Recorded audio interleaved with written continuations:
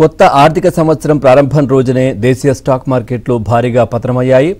America టారిఫ్ల భయాలు market సెంటిమెంట్ను దెబ్బతీస్తున్నాయంటూ కూడా వార్తలు వస్తా ఉన్నాయి. దీంతో సూచీలు తీవ్ర ఒత్తిడిని ఎదుర్కొంటున్న పరిస్థితి. సెన్సెక్స్ ఏకంగా 1400 పాయింట్లకు పైగా పడిపోగా నిఫ్టీ ఏకంగా 23,200 మార్క్ దిగువకు పడిపోయిన పరిస్థితి కనిపిస్తోంది. మార్కెట్ ఆరంభంలోనే నష్టాలతో ప్రారంభమైనటువంటి పరిస్థితి అయితే కనిపిస్తా ఉంది. ప్రజెంట్ చూస్తే నిఫ్టీ 50 23,166 353 పాయింట్ల నష్టంతో ముందుకెళ్తా ఉంది. ఇటు బీఎస్సీ సెన్సెక్స్ 76,032 1,382 పాయింట్ల నష్టం. ఇటు నిఫ్టీ 500 21,072 దగ్గర కొనసాగుతోంది 267 పాయింట్ల నష్టంతో. బ్యాంక్ నిఫ్టీ 50,890 దగ్గర కంటిన్యూ అవుతోంది 674 పాయింట్ల నష్టంతో ముందుకెళ్తా ఉంది. నిఫ్టీ ఐటీ కూడా 35,954 అంటే దాదాపుగా 931 పాయింట్ల నష్టంతో ముందుకెళ్తా ఉంది. ఇక మార్కెట్కి సంబంధించి మీకు ఏదైనా డౌట్ ఉంటే స్క్రీన్ పైన కనిపిస్తున్న నంబర్కి కాల్ చేయొచ్చు, లేదంటే కామెంట్ రూపంలో కూడా మీకు డౌట్ని దాంట్లో రాస్తే మనతో పాటు సీనియర్ బిజినెస్ అనలిస్ట్ శేషు గారు కూడా లైవ్లో సిద్ధంగా ఉన్నారు. వారితో మాట్లాడి మీ సందేహాన్ని నివృత్తి చేసే ప్రయత్నం చేస్తాను. ముందుగా వారితో మాట్లాడదాం. సార్ నమస్కారం. నమస్తే సార్, మార్చ్ అయిపోయింది, ఏప్రిల్ స్టార్టింగ్ లోనే భారీ కుదుపు పతనం. ఏంటి సార్, ఏంటి కారణాలు ఏమై ఉంటాయి అనుకోవచ్చు? అట్లాగే మరి ఎంతకాలం ఇది కంటిన్యూ అయ్యే అవకాశం ఉంది? కారణాలు పరంగా చెప్పాలంటే మనకి మార్చి నెల ఒక మంచి నెలగా చెప్పొచ్చు ఇండియన్ మార్కెట్స్ కి. మరి ముఖ్యంగా మార్చిలో అంటే గత 5 నెలలుగా నిఫ్టీ కంటిన్యూగా ప్రతి నెలలో కూడా నష్టపోవడం చూసాము. మార్చిలో దానికి బ్రేక్ పడి ఒక దశలో 21,000 బిలోకి వెళ్ళి ప్రస్తుతానికి నిఫ్టీ కనుక గమనిస్తే 23,000 పైకి రావడం చూస్తున్నాము. సో ఈ రోజే మళ్ళీ ఏప్రిల్ ఫస్ట్ నిఫ్టీలో ఒక సెల్లింగ్ అంటే దగ్గర ప్రస్తుతానికి కనుక గమనిస్తే నిఫ్టీ డే లోస్ దగ్గర ట్రేడ్ కావడం చూస్తున్నాము. 23,048 దగ్గర నిఫ్టీ ప్రస్తుతానికి ఉంది. సో దీనికి ప్రధాన కారణం అంటే ఈ రోజు సెల్లింగ్ కి ప్రధాన కారణం చెప్పాలి అంటే సెంటిమెంట్ అనేది అంత గొప్పగా లేదు. మనకి అటు యుఎస్ టారిఫ్స్ ఏవైతే ఉన్నాయో అది అంటే దాని గురించి ప్రపంచవ్యాప్తంగా బాగా చర్చలు జరుగుతున్నాయి. అంటే గ్లోబల్ స్టాక్ మార్కెట్ లో అంటే ఓన్లీ స్టాక్ మార్కెట్ సంబంధించిన వాళ్ళు ఎక్కువగా దీని గురించి మాట్లాడుతుంటారు. దీంతో పాటు ఎవరైతే బిజినెస్ లో ఉన్నారో వాళ్ళు కూడా ఎక్కువగా దీన్ని బాగా ఫోకస్ చేస్తూ ఉంటారు. సో అది కారణం అని చెప్పొచ్చు. ఆబ్వియస్ గా ఏంటి అంటే మనకి ఇన్ని రోజులు ఈ రోజు ప్రధానంగా పట్టడానికి కారణం ఏంటంటే ఇన్ని రోజులు కూడా మార్కెట్స్ లో ఒక సెల్లింగ్ అనేది లేకుండా పెరిగింది. సో ప్రాఫిట్ బుకింగ్ అనేది ట్రేడింగ్ పరంగా ప్రాఫిట్ బుకింగ్ అంటే ఇన్వెస్టర్ ప్రాఫిట్ బుకింగ్ కాదు, ట్రేడింగ్ పరంగా ప్రాఫిట్ బుకింగ్ జరుగుతూ ఉంటుందండి. బట్ ఏదేమైనప్పటికీ కూడా నేను అనుకోవడము ఈ రోజు మార్కెట్స్ క్లోజ్ కూడా బిగ్ గానే అంటే బిగ్ గా ఇదే లెవెల్లో క్లోజ్ అయ్యే అవకాశాలు ఉన్నాయి. పెద్దగా బౌన్స్ అయ్యే అవకాశాలు ప్రస్తుతానికి అయితే లేవు. సో రేపు ఇక గ్లోబల్ మార్కెట్స్ ఎలా ఉంటాయి వాటి మీద ఆధారపడి ఉంటుంది. ఓవరాల్ గా అయితే ఈ రోజు వరకు నిఫ్టీ ఈ రోజు క్లోజింగ్ నిఫ్టీ వీక్ గానే క్లోజ్ అయ్యే అవకాశాలు ఉన్నాయి. రైట్ సార్, కొద్దిమంది కాల్ కూడా చేస్తా ఉన్నారు. సరిత గారు ఉన్నారు హైదరాబాద్ నుంచి. సరిత గారు నమస్తే అండి. హలో. రైట్, మీ డౌట్ అడగండి. శేషు గారు ఉన్నారు, బిజినెస్ అనలిస్ట్. ఐనాక్స్ విండో 16 కొన్నాను, అమ్మచ్చు హోల్డ్ చేయాలి. ఏమన్నారండి? ఐనాక్స్ విండో ఎంతలో కొన్నారండి? 260. 216. ఓకే. ఐనాక్స్ విండో ఉంచండి. విండ్ టర్బైన్ బిజినెస్ లో ఉన్నారు. ప్రస్తుతానికి కానీ గమనిస్తే ఇది బాగా వీక్ గా ఉంది. ఫండమెంటల్ పరంగా అయితే ఓకే బాగుంది. బట్ స్టాక్ పరంగా అంటే టెక్నికల్ చాలా వీక్ గా ఉంది. ఇంకా ఫర్దర్ కూడా వీక్ కావచ్చు. లాంగ్ టర్మ్ ఉద్దేశం ఉంటే మీరు కంటిన్యూ చేయండి. మళ్ళీ పాత రోజులు పాత రేట్స్ కి ఇప్పట్లో వెళ్ళే అవకాశాలు అవకాశాలు లేవు. సో అయితే లాంగ్ రన్ దృష్టిలో పెట్టి బాగా మీరు 4 ఏళ్ళు 5 ఏళ్ళు దృష్టిలో ఉండాలనుకుంటే మాత్రం ఇటువంటి కంపెనీస్ కి బాగానే ఫ్యూచర్ పరంగా బాగానే ఉండే అవకాశాలు ఉన్నాయండి. సో ఎందుకంటే ఆల్టర్నేట్ ఎనర్జీ పరంగా అటు గవర్నమెంట్ నుంచి మంచి ఎంకరేజ్ అనేది ఉంటుంది. సో అది దీనికి పాజిటివ్ అంశం అవుతుంది. సో ఐనాక్స్ విండ్ ని అంటే విండ్ టర్బైన్ చెందిన కంపెనీ అనమాట. సో కాబట్టి విండ్ ఎనర్జీ అనే ఫ్యూచర్ పరంగా చూసుకుంటే నేను కూడా బాగానే ఉండే అవకాశాలు ఉన్నాయండి. సో డెఫినెట్ గా ఈ స్టాక్ కూడా డెట్ అనేది ఉంది, అదొకటి మైనస్ పాయింట్. స్లోగా వీళ్ళు దాన్ని కొంచెం ఫోకస్ చేసి డెట్ ని తగ్గించుకొని ముందుకు వెళ్తే నా ఉద్దేశం ప్రకారం ఈ కంపెనీకి మంచి భవిష్యత్తు ఉండే అవకాశాలు ఉన్నాయి. ప్రస్తుతానికి ఐనాక్స్ వీటిని హోల్డ్ చేయండి. రైట్ సార్, శ్రీనివాస్ గారు ఉన్నారు కాలర్. శ్రీనివాస్ గారు నమస్తే అండి. సార్ నమస్కారం మీ డౌట్ సార్. ఏంటి? సుతార్ గారికి నమస్తే. సార్, యాక్సిస్ కేర్ అనేది ఈ రేట్ లో లాంగ్ రన్ కి కొనుక్కోవచ్చా? అదే విధంగా టాల్ ప్రోస్ ఆటో సార్, ఈ రెండు వచ్చేసి లాంగ్ రన్ పికప్ చేసుకోవచ్చా 4-5 years కి? అదే విధంగా సార్, నా దగ్గర పాలిక్యాబ్ అనేది నేను 1500-1600 రూపాయలు కొనుక్కున్నాను సార్. ఇంకా హోల్డ్ చేసుకోమంటారా లాంగ్ రన్ కి? సో మనం రెండు స్టాక్స్ తీసుకున్నాం. ఫస్ట్ మీరు యాక్సెస్ కేర్స్ గురించి, యాక్సెస్ కేర్ టెక్నాలజీస్ గురించి అడిగారు. ఈ కంపెనీ గురించి మీరు ఆల్రెడీ రీసెంట్ గా కొన్నట్టున్నారండి. కొంత అంటే ప్రైస్ పరంగా హైలో కొన్నారు. నేను కూడా యాక్సెస్ కేర్ టెక్నాలజీస్ ఈ లెవెల్లో ఫ్రెష్ బై కొనేసి దీన్ని లాంగ్ టర్మ్ కోసం వదిలేసి స్టాక్ అయితే కాదండి. సో అఫ్ కోర్స్ వీళ్ళ ఫ్యూచర్ పరంగా అంటే హార్డ్వేర్ లో లైక్ ఎంబెడెడ్ సాఫ్ట్వేర్ కానివ్వండి, ఇటువంటి వాటిలో ఉన్నారు. ఆటోమేషన్ లో కానివ్వండి, ఇటువంటి వాటిలో ఉన్నారు. అయితే ఇక్కడ గమనించాల్సింది ఏంటంటే అద్భుతమైన గ్రోత్ అంటే టెక్నాలజీ కంపెనీస్ కి ఎప్పుడు మనం చూడాల్సింది ఏంటి అంటే టెక్ బేస్ కానివ్వండి, ఇటువంటి కంపెనీస్ కానివ్వండి, ఎక్కువ మనం చూడాల్సింది గ్రోత్ ఎలా ఉంది అంటే అద్భుతమైన గ్రోత్ ఉండాలి. మామూలుగా నార్మల్ సాదాసీదా గ్రోత్ ఉంటే కాదండి. సో లాస్ట్ ఇయర్ కి పెద్ద గ్రోత్ లేదు. తర్వాత ఇంకొక ముఖ్య అంశం ఏంటి అంటే మార్జిన్స్ అనేది దాదాపు పెద్దగా లేవు. మార్జిన్స్ అనేది దాదాపు లేనట్టే చెప్పాలి. కాబట్టి ఇవన్నీ దృష్టిలో పెట్టుకుంటే యాక్సెస్ కేర్స్ మాత్రం నేను అంత పాజిటివ్ అయితే లేదు. తర్వాత కాల్కోస్ ఆటోమేటివ్ కంపెనీ గురించి అడిగారు. సో ఇప్పుడున్న పరిస్థితిలో ఇటువంటి చిన్న స్టాక్స్ బాగా బౌన్స్ అయ్యి పెరిగే అవకాశాలు లేవు. ఇది కూడా అంత అద్భుతమైన గ్రోత్ ఉండి ముందుకు వెళ్ళి ఇక్కడి నుంచి రోజులు చూపించవచ్చు, ఇక్కడి నుంచి ఇంకా ముందుకు వెళ్ళే అవకాశాలు అయితే లేవండి. ఈ రెండు కూడా నా ఉద్దేశం ప్రకారం ఫ్రెష్ బయింగ్ వద్దు. ఇప్పుడున్న పరిస్థితుల్లో మీరు స్టాక్ సెలెక్షన్ చాలా జాగ్రత్తగా ఉండాలండి. సో కోర్స్ ఇప్పుడు ఈ రోజు కానీ గమనిస్తే 5% పెరిగింది, ఇంకొక 10% పెరగచ్చేమో. ఈ పెరుగుతుందని చెప్పేసి కొనేస్తే మళ్ళీ పట్టం స్టార్ట్ అయ్యి మళ్ళీ 200 బిలో వచ్చేస్తాం. సో అట్లా ఉంటుంది అనమాట. ఇప్పుడు ట్రెండ్ ఏంటంటే మధ్యలో ప్రాఫిట్ వస్తే బుక్ చేసేసుకోవాలి. ఇప్పుడు ట్రెండ్ కంటిన్యూస్ గా పెరగదు. ఇక్కడ నుంచి ఇప్పుడు చిన్న కంపెనీస్ కంటిన్యూస్ గా పెరగదు. రైట్ సార్, రాధాకృష్ణ గారు ఉన్నారు సార్ కాలర్. రాధాకృష్ణ గారు నమస్తే అండి. నమస్తే సార్, శేషు గారు. నమస్కారం. హలో సార్, నా దగ్గర సెయింట్ డిఎల్ఎం 200 ఉన్నాయి సార్. అది ఉంచుకోమంటారు సార్ లాంగ్ పీరియడ్? ఏ స్టాక్ అన్నారండి? Cyient DLM sir, Cyient DLM. Cyient DLM. Okay, Cyient DLM. Okay, చెప్పండి అండి, ఎంతలో ఉన్నాయండి? అది 460లో కొన్నాను సార్, 200 ఉన్నాయి. Okay, Tata power, Tata model, Tata అన్ని కలిసి ఇవి ఉన్నాయి సార్. ఇప్పుడు ఉంచమంటారు సార్? పర్లేదండి, సైన్ డిఎం అయితే పర్లేదు. కాకపోతే ఏంటంటే ఇప్పుడు ప్రస్తుతానికి అయితే ఉంచండి. అట్ ది సేమ్ టైం ఇంతకుముందు నేను చెప్పినట్టుగా కంటిన్యూస్ గా పెరిగే అవకాశాలు సైన్ డిఎం కొంచెం వాల్యుయేషన్స్ పరంగా స్ట్రెచ్డ్ గా ఉన్నాయి. అదర్వైజ్ రీసెంట్ నెంబర్స్ పరంగా ఓకే.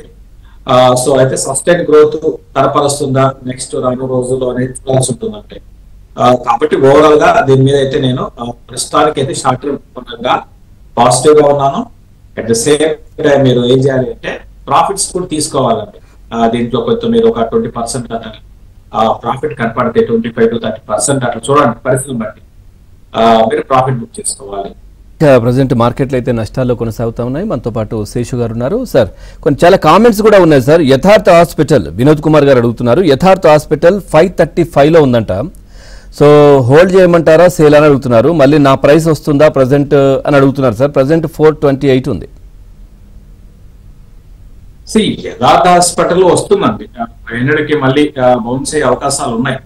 హాస్పిటల్ స్టాక్స్ లో బాగా వీక్ ఉన్నది ఇది ఒకటేనండి. మిగతా స్టాక్స్ మీరు అబ్జర్వ్ చేస్తే హాస్పిటల్స్ రీసెంట్ గా మార్కెట్ బాగా పడింది. అన్ని సెక్టర్ కింద స్టాక్స్ పడ్డాయి, ఇంక్లూడింగ్ ఫార్మా కూడా పడ్డాయి. బట్ హాస్పిటల్ పెద్దగా పడలేదు. హాస్పిటల్ పడిన ఏకైక స్టాక్ అంటే యథార్థ హాస్పిటల్స్ అనమాట. ఇది దగ్గరగా 700 దాకా వెళ్ళింది, 400కి వచ్చేసింది అనమాట. ఇప్పుడు మళ్ళీ ఈవెన్ 400 కూడా బ్రేక్ అయింది అనుకోండి.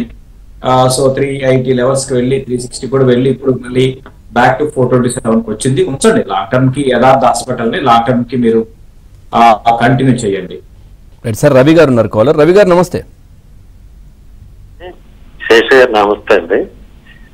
గోల్డియన్ ఇంటర్నేషనల్ లో 25% లాస్ లో ఉన్నాయండి.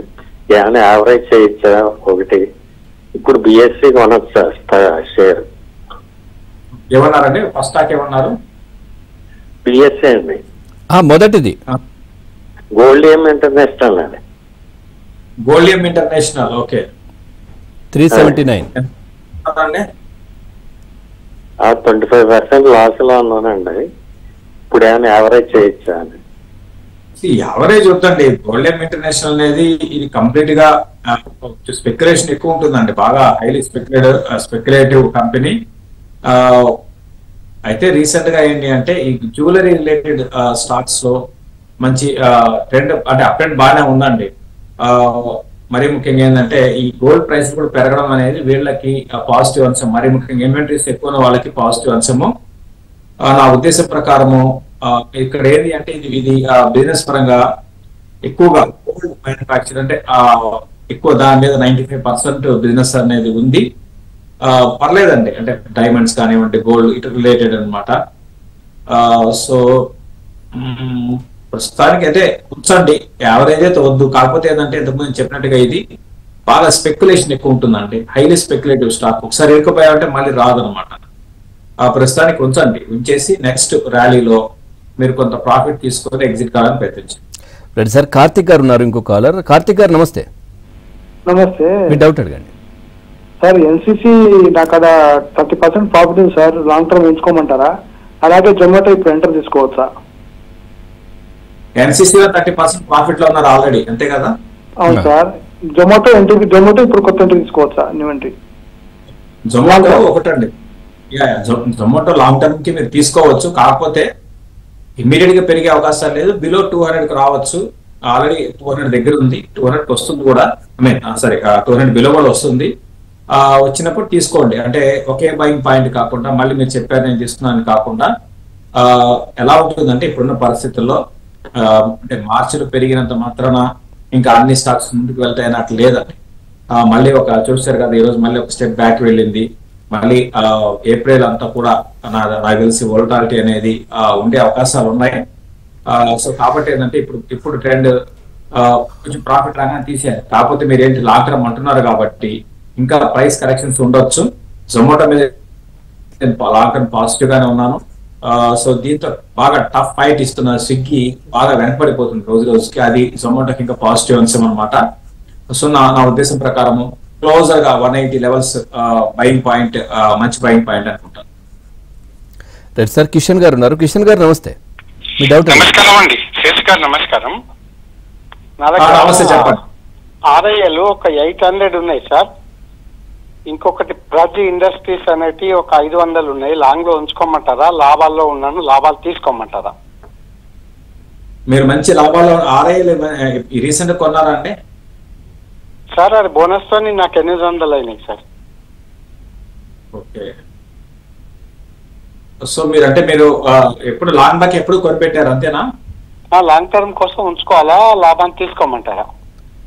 మీరు రిలయన్స్ రీసెంట్ కొన్నారా? లాంగ్ బ్యాక్ ఎప్పటి నుంచో ఉన్నాయా? లాంగ్ బ్యాక్ ఎప్పుడో తీసుకున్నాను సార్. రిలయన్స్ మీద పదే చెప్తున్నాం అంటే మేము రిలయన్స్ మీద నేనేం పాజిటివ్ గా లేను. సో బెటర్ ర్యాలీస్ లో ఎగ్జిట్ తీసుకోండి. ఇంకా ప్రాజ్ ఇండస్ట్రీస్ గురించి అడిగారు. ప్రస్తుతానికి రీసెంట్ గా షార్ప్ ఫాల్ అండి, మంచి బ్రహ్మాండమైన ఫాల్ చూసాం. సో ఇంకా ఇక్కడ ఈ లెవెల్లో ఎగ్జిట్ తీసుకోవాల్సిన అవసరం అయితే లేదు. ఈ లెవెల్లో ప్రస్తుతానికి హోల్డ్ చేయండి. రీసెంట్ ఫాల్ తర్వాత కొంచెం మనకి ప్రైస్ పరంగా కూడా అట్రాక్టివ్ కనపడుతుంది. ఇంకా అంటే ఈ లెవెల్ అట్రాక్టివ్ అని కాదు, ఇంకా కూడా ఫర్దర్ గా కొంచెం వీక్ అవ్వచ్చు. అట్ ద సేమ్ టైం మనకి ఇప్పుడు చూసాము ఎక్స్పోర్ట్స్ కూడా తగ్గాయి. బట్ ఏదేమైనప్పుడు కూడా ప్రస్తుతానికి అయితే ప్రాజ్ ఇండస్ట్రీస్ ని హోల్డ్ చేయాలి. రైట్ సార్, సతీష్ కుమార్ గారు అడుగుతున్నారు. జిఈ షిప్పింగ్ 1300 లో ఉందంట, PCBL 550, exit or hold for long term కోసం అడుగుతున్నారు సార్. జిఈ షిప్పింగ్ 1300 లో ఉన్నాయి. లాంగ్ టర్మ్ ఏం చేయాలని అడుగుతున్నారు. చూడండి, జిఈ షిప్పింగ్ మీద నేను ఎటువంటి పాజిటివ్ గా లేనండి. సో నెగిటివ్ గా ఉన్నాను. ఇంకా కూడా కిందకి రావచ్చేమో, బట్ ప్రస్తుతానికైతే హోల్డ్ చేయండి. నెక్స్ట్ టైం అయినా సరే మీరు ఈ విధంగా స్టాక్స్ కొని ఇరుక్కుపోయి టైం వేస్ట్, గవర్నమెంట్ కంపెనీ కదా, ఇటువంటివన్నీ ఈ థీరీస్ అన్ని కూడా అసలు ఏ మాత్రం స్టాక్ మార్కెట్ లో పనిచేయవండి. సో షిప్పింగ్ టైంలో అందరూ కూడా మరి ముఖ్యంగా మన తెలుగు స్టేట్స్ వాళ్ళు ఏంటి అంటే ఒకరి షిప్పింగ్ అంటే ఇంకా అందరూ 10 మంది షిప్పింగ్ అంటారు, 100 మంది షిప్పింగ్ అంటారు, అందరూ షిప్ లో మునిగిపోయారు అనమాట. సో షిప్పింగ్ కంపెనీస్ లో అందరు కొనేసారు, ఇప్పుడు అన్ని పడిపోతున్నాయి. సో మీరు ఇవి కాదండి చూడాల్సిన డైనమిక్స్. సో ఏదేమైనప్పుడు కూడా ప్రస్తుతానికి అయితే జీఈ షిప్పింగ్ హోల్డ్ చేయండి, ర్యాలీస్ లో ఎగ్జిట్ కాండి, ర్యాలీస్ వస్తున్నప్పుడు ఎగ్జిట్ కాండి. ఇదే దీంట్లో అద్భుతమైన రిటర్న్స్ వస్తాయంటే అనుకో. రైట్ సార్, కోటేష్ గారు ఉన్నారు. కోటేష్ గారు నమస్తే. సార్ మీ డౌట్ అడగండి. మన జిఎంఆర్ 94 లో ఉన్నాయి సార్, మెంగళూరు కెమికల్స్ 160 లో ఉన్నాయి సార్. హోల్డ్ చేయమంటారా, ఎగ్జిట్ చేయమంటారా సార్? జిఎంఆర్ హోల్డ్ చేయండి. అంటే కొంచెం టైం అంటే మీకు టైం కిల్ అయినట్టు ఉంటుంది, అంటే టైం ఎక్కువగా వేస్ట్ అవుతుంది. అయినా సరే ఉంచండి, జిఎంఆర్ అయితే ఉంచండి. ఇంకో స్టాక్ ఏమన్నారు? Mangalore chemicals sir. Mangalore chemicals. Okay. So Mangalore chemicals and fertilizers ఎంతలో కొన్నారండి? ఇది 160 సార్. ప్రస్తుతానికి ఉంచండి, ప్రస్తుతానికి ఉంచి లాస్ట్ నెంబర్స్ సెప్టెంబర్ కూడా బాగానే లేదా డిసెంబర్ బాగున్నాయి. సో ప్రస్తుతానికి అయితే ఉంచండి. ఒక 2 to 3 months లో మళ్ళీ మనకి మాన్సూన్ రిలేటెడ్ న్యూస్ వస్తాయి. అంటే మే ఎండింగ్ నుంచి మాన్సూన్ ప్రెడిక్షన్స్, మాన్సూన్ డైరెక్షన్స్, అంటే ఓవరాల్ గా ఎలా ఉండవచ్చు ఇయర్ మొత్తానికి అనేది కొంచెం స్టార్ట్ అవుతాయి మే 15th నుంచి, అంటే నెక్స్ట్ మంత్ 15th నుంచి. అప్పుడు మళ్ళీ ఫెర్టిలైజర్స్ కంపెనీస్ లో కొంచెం యాక్టివిటీ అనేది స్టార్ట్ అవుతుంది. అంటే మాన్సూన్ బాగుంటే అది కూడా అంటే మెడ్ డిపార్ట్మెంట్ మాన్సూన్స్ బాగున్నాయని కొంచెం ఏదన్నా పాజిటివ్ గా చెప్పితే మళ్ళీ ఈ కంపెనీస్ అన్ని కూడా ఒక పాజిటివ్ ర్యాలీ అనేది ఉంటుంది. సో కాబట్టి ఏదంటే ప్రస్తుతానికి హోల్డ్ చేయండి. రైట్ సార్, రమగారు ఉన్నారు. రమగారు నమస్తే అండి. నమస్కారం సార్. మీ డౌట్ అడగండి. నేను ఎనిమిదో ఇన్ఫ్రా తీసుకున్నాను సార్, ఇప్పుడు యావరేజ్ చేసి అంటారా సార్? ఎనిమిదో ఇన్ఫ్రా ITICS 340 ఉంది సార్, ఎనిమిదో ఇన్ఫ్రా ఏమో 266 సార్. హలో వింటున్నారు, చెప్తున్నారు. ఐసిఐసిఐ బ్యాంక్ అంటే అవును సార్, ఇప్పుడు మళ్ళీ యావరేజ్ చేసి అంటారా సార్? అది లాక్ బుక్ చేసుకుని వేరే షేర్ ఏమైనా తీసుకుంటే బెటర్ అంటారా? కాదమ్మా, ఒకటి ఐసిఐసిఐ బ్యాంక్, ఒకటి ఇంకొకటి ఏమన్నారు? ఎనిమిదో ఇన్ఫ్రా సార్. ఎనిమిదో ఇన్ఫ్రానా అండి? అవును sir. Okay, so ICICI continue చేయండి లాంగ్ టర్మ్ కి. ICICI bank okay, yeah, long term కి ఐసిఐసిఐ బ్యాంక్ ని మీరు కంటిన్యూ చేసుకోండి. మీరు మీ ఉద్దేశము ఒక 4 ఏళ్ళు 5 ఏళ్ళు అయితే ఐసిఐసిఐ బ్యాంక్ లో మీకు రిటర్న్స్ ఎలా ఉంటాయంటే ఒక బ్రహ్మాండమైన రిటర్న్స్ ఉండి ప్రతి నెల ప్రతి ఇయర్ మీకు 40%, 50% ఎటువంటి పరిస్థితిలో కూడా రాదండి. మీకు ఏంటంటే ఐసిఐసిఐ బ్యాంక్ లో మన బ్యాంక్ ఇంట్రెస్ట్ కన్నా అంటే బ్యాంక్ ఇంట్రెస్ట్ 8% అనుకుందాం. సో దానికన్నా బెటర్ గా అంటే 12% to 14% కైండ్ ఆఫ్ రిటర్న్స్ మనం ఐసిఐసిఐ బ్యాంక్ లో ఎక్స్పెక్ట్ చేయొచ్చు. నెక్స్ట్ ఒక 5 ఏళ్ళు మీరు అట్లనే కంటిన్యూగా హోల్డ్ చేస్తే మాక్సిమం 15% కన్నా పర్ యానం ఐసిఐసిఐ బ్యాంక్ లో రాకపోవచ్చు. అది కూడా చాలా మంచి రిటర్న్స్ అన్నమాట. డౌన్ సైడ్ రిస్క్ పెద్దగా ఉండదు కాబట్టి యావరేజ్ చేసుకోండి. ఒక ఎన్విరో ఇన్ఫ్రా గురించి అడిగారు. సో వాటర్ మేనేజ్మెంట్ లో ఉన్నారండి, డిజైనింగ్, కన్స్ట్రక్షన్, ఆపరేషన్, మెయింటెనెన్స్, ఇట్లా ఈ విధంగా ఇదంతా కూడా వాటర్ మేనేజ్మెంట్ సంబంధించిన దాంట్లో ఉన్నారు. సో వాటర్ టీమ్ అనేది మనం ఈ మధ్య కాలంలో బుల్ మార్కెట్ లో బాగా విన్నాము. గ్రోత్ కూడా బాగుందండి. డెఫినెట్ గా వాటర్ టీమ్ రిలేటెడ్ స్టాక్స్ కి భవిష్యత్తు బాగుండే ఉండే అవకాశాలు ఉన్నాయి. మన ఇండియాలో ఇప్పుడున్న పరిస్థితులు దృష్టిలో పెట్టుకుంటే ప్రస్తుతానికి ఇది ఉంచండి. ఆల్రెడీ కొన్నారంటున్నారు కాబట్టి ఉంచండి. మళ్ళీ న్యూ ఐస్ కి వెళ్ళే అవకాశాలు ఇప్పట్లో లేవు. మా అయితే 240, 260 లెవెల్స్ దాటి పెరిగే అవకాశాలు షార్ట్ టర్మ్ కి అయితే లేవు. రైట్ సార్, గోపాలకృష్ణరాజు గారు ఉన్నారు. రాజు గారు నమస్తే, మీ డౌట్ అడగండి. నమస్తే సార్, మాట్లాడండి. వడ్డీ రేట్లు తగ్గిస్తే ఏ షేర్లు పెరుగుతాయో చెప్పండి సార్. అలాగే ఇండియన్ బ్యాంక్ ప్రెసెంట్ రేట్ లో కొనుక్కోవచ్చా? ఇప్పుడు మీరు అట్లా కదండి, ఇప్పుడు అయిపోయింది వడ్డీ రేటు ఇంకా తగ్గిస్తారు అనుకుంటారా ఏంటి ఇంకా మీరు? కట్ అయింది సార్. సో ఓకే అయిపోయింది సరే రైట్, కాల్ కట్ అయింది సార్. అయితే ఒక్కటి సార్, చాలా మందికి డౌట్, రేపు టారిఫ్ రేట్లు అయితే ప్రకటించబోతున్నారు యుఎస్ ప్రెసిడెంట్, ఎట్లా ఉండబోతోంది అంటారు ఈ సుంకాలకు సంబంధించి? అట్లాగే ఏంటి ట్రంప్ వచ్చిన తర్వాత అనాలోచిత నిర్ణయాల వలన సార్ డాలర్ కూడా కొంచెం డౌన్ అయింది. సో జరుగుతున్న పరిణామాలు వీటికి సంబంధించి మార్కెట్ పైన ఎట్లా ఉంది ప్రభావం అసలు? అనాలోచిత నిర్ణయాలని మనం అనుకుంటాము, వాళ్ళకి ఆలోచితమైన నిర్ణయాలండి వాళ్ళకి. సో ఎందుకంటే ఇప్పుడు ఫర్ ఎగ్జాంపుల్ మనకి ఒక కోవిడ్ టైంలో మనం చూసాము, ఇండియన్ గవర్నమెంట్ ఇంపోర్ట్స్ ని మరి ముఖ్యంగా చైనా నుంచి ప్రొడక్ట్స్ ని ఇంపోర్ట్ చేసుకునే దాంట్లో స్ట్రిక్ట్ గా నిబంధనలు పెట్టింది. సో దాని వల్ల మనకి డొమెస్టిక్ గా బాగా డొమెస్టిక్ ఫర్ ఎగ్జాంపుల్ స్టీల్ కానివ్వండి, సెక్టర్ కానివ్వండి, తర్వాత లైక్ ఎలక్ట్రికల్స్, ఎలక్ట్రానిక్స్, ఇటువంటి సెక్టర్లు బాగా ఎప్పుడైతే ఆంక్షలు పెట్టామో బాగా మన డొమెస్టిక్ గా సేల్స్ బాగా పెరిగాయండి. ఉదాహరణకి ఫర్ ఒక కంపెనీ పేరు డిక్సన్ టెక్నాలజీస్ అని ఉంటుంది. ఇది కానీ గమనిస్తే ఖాళీ చైనా ఏదైతే ఇంపోర్ట్ రిలేటెడ్ న్యూస్ వచ్చిన తర్వాత మన ఇండియన్ గవర్నమెంట్ తీసుకునే నిర్ణయం తర్వాత భారీగా పెరిగిందండి. కాబట్టి ఏంటంటే అమెరికాలో ఏంటంటే అక్కడ పరిస్థితులు దృష్టిలో పెట్టుకుని ట్రంప్ ఏంటంటే ఈ అన్ని కంట్రీస్, మన ఇండియాని కాదు అన్ని కంట్రీస్ నుంచి ఇంపోర్ట్ చేసుకునే వాటి మీద ఈ టారిఫ్స్ అనేది స్టార్ట్ చేస్తారు అనమాట. సో ఆల్రెడీ ఉంటాయి, మనకి ఉంటాయి, మనం ఇంపోర్ట్ చేసుకునే వస్తువుల మీద మన ఇండియన్ గవర్నమెంట్ కూడా ప్రతి దాని మీద ఉంటుంది, అయితే పెంచుతారు. సో వేటి మీద ఎంత పెంచుతారు ఏంటి అనేది రేపు అనౌన్స్ చేయనున్నారు. అయితే ఇది అన్నిటికీ ఒక అంటే ఇప్పుడు అన్ని దేశాలకి ఒకటే కాదండి. ఇక్కడ మళ్ళీ మన ఇండియాకి ఒక రేట్ ఉంటుంది, అదేవిధంగా యూరోప్ లో కంట్రీస్ కి ఒక విధంగా ఉంటుంది, లేకపోతే అమెరికన్ కంట్రీస్ ఉన్నాయి పూర్ కంట్రీస్, వాటికి ఒక విధంగా ఉంటుంది, చైనాకి ఒక విధంగా ఉంటుంది, బంగ్లాదేశ్ కి ఒక విధంగా ఉంటుంది, ఒక్కొక్క కంట్రీకి ఒక విధంగా ఉంటుంది, మళ్ళీ ఒక్కొక్క సెక్టర్ కి ఒక విధంగా ఉంటుంది. కాబట్టి ఇది అన్సర్టెనిటీ ఓవరాల్ గా చెప్పాలంటే.